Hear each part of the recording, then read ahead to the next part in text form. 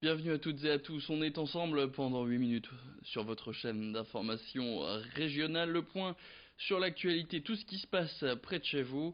Et l'actualité, c'est d'abord cet épisode 2 du Loto du patrimoine. Mardi, Stéphane Bern et Franck Riester, le ministre de la Culture, ont rendu publique la liste des 121 monuments qui bénéficieront de cette nouvelle édition. Dans la région, 3 ont été retenus, parmi lesquels l'église Sainte-Barbe de Wallers, près de Valenciennes, l'église de Buirobois au sud d'Edin et le beffroi de Béthune que vous voyez sur ces images. Construit en 1346, il était à la base une tour de bois. Le bâtiment a été ensuite classé monument historique en 1862 avant d'être en partie détruit pendant la Première Guerre mondiale. Il a ensuite été reconstruit dans les années 20. Mais aujourd'hui, cette tour a besoin de grosses rénovations. 1 300 000 € de travaux ont été prévus par la ville. Ce loto du patrimoine sera donc un sérieux coup de pouce. Pour rappel, la première édition avait entre autres permis de restaurer une ancienne ferme à Vieille-Chapelle. Margot Sailly a rencontré le maire de Béthune, Olivier Gaguerre. La quote-part de ce qui pourrait arriver là-dessus, on ne le sait pas. En tout cas, on se dit que on va commencer par des travaux de structure. Le bâtiment va être complètement réhabilité. Et puis ensuite viendra la question des usages. Alors on aura aussi à évoquer le carillon, parce qu'on a un carillon aujourd'hui qui fait 35 cloches. Et ce qui est intéressant, c'est qu'on aimerait bien monter un peu plus pour changer la musicalité. Mais aussi, on a un projet aussi de scénographie. On a une mise en lumière de ce bâtiment, ce beffroi, que j'invite d'ailleurs les uns et les autres à venir découvrir, à nos amis Lille notamment, puisqu'on a Krish de Coninck qui a fait une mise en lumière de Beffroi, et on voudrait associer cela à un effet aussi lumineux qui viendrait sur le dessus finalement du beffroi pour la nuit nous permettre d'avoir peut-être le plus haut beffroi d'Europe de manière artificielle. Donc voilà quelques options supplémentaires qu'on va pouvoir peut-être déployer grâce à un financement non prévu qui viendra se greffer, on l'espère, le plus important possible dès finalement la fin d'année, parce qu'on sait que le tirage au sort aura lieu le 14 juillet a priori, donc voilà. Elle est bientôt la fin de l'année scolaire et qui dit été dit souvent emploi estival. Alors si vous n'avez pas encore trouvé le vôtre pour remplir le compte en banque, eh bien sachez qu'il n'est pas encore trop tard. Beaucoup d'entreprises de la région sont encore à la recherche de salariés. Des emplois dans des secteurs comme le tourisme, avec notamment la restauration ou l'hôtellerie.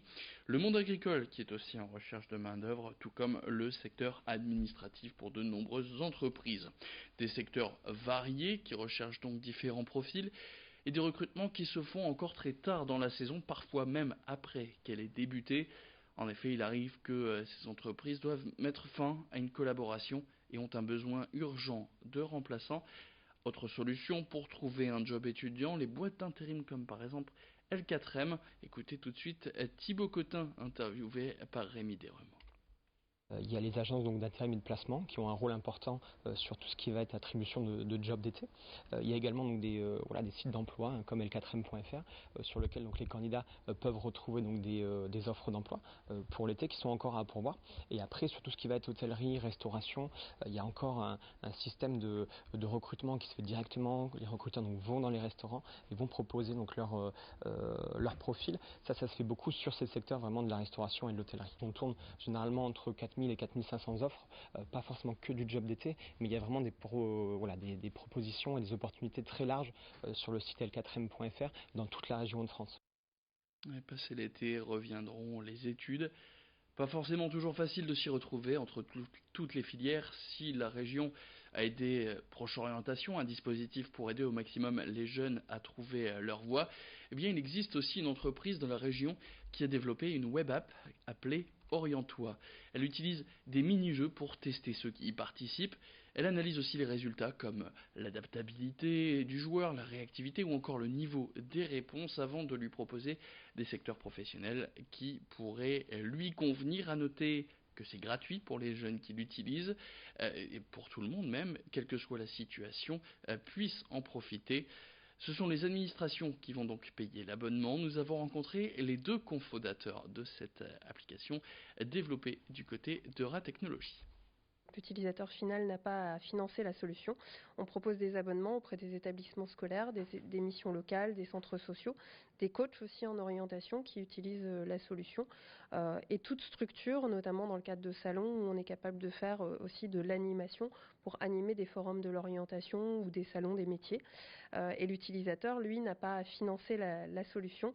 On sert vraiment des structures existantes pour prendre en compte un abonnement.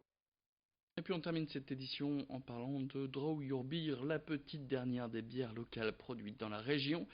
Celle-ci a un petit quelque chose en plus, elle se veut éco-responsable et permet de réduire le nombre de pains gaspillés. Pour cause, ces deux cofondateurs, Pascal et Martin Maresco, ont remplacé le malt par du pain sec qu'ils récoltent dans plusieurs restaurants et bars de la métropole qui sont devenus des points de collecte de pain sec. Autre point particulier, les bouteilles sont personnalisables, d'où le nom Draw Your Beer qui signifie en français dessine ta bière. Margot Sailly les a rencontrés. On a impliqué des gaspilleurs responsables, qu'on appelle gaspilleurs responsables, locaux. On a décidé de fonctionner avec 14 partenaires de l'île, bars et restaurants, qui nous fournissent le pain. Ça, c'était pour le premier brassin.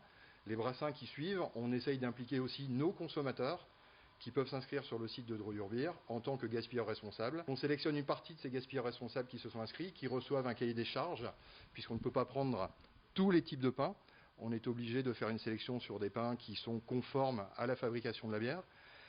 Donc on sélectionne ces gaspilleurs responsables qui reçoivent un moyen de collecte, un sac, et qui peuvent aller distribuer chez les partenaires qui sont référencés. Et puis l'actualité, en bref, ce sont ces 15 migrants irakiens, dont 7 enfants âgés de 2 à 7 ans, à qui ont été secourus au large des côtes ce mercredi matin. Leur bateau pneumatique était tombé en panne alors qu'ils tentaient de rejoindre l'Angleterre.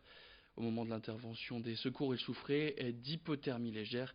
Ils ont été ramenés à Boulogne-sur-Mer avant d'être soignés par les secours. C'est la fin de cette édition. Merci à toutes et à tous de l'avoir suivi. Tout de suite, vous retrouvez vos prévisions météo et l'information revient. Je vous donne rendez-vous dans le prochain quart d'heure pour un nouveau flash.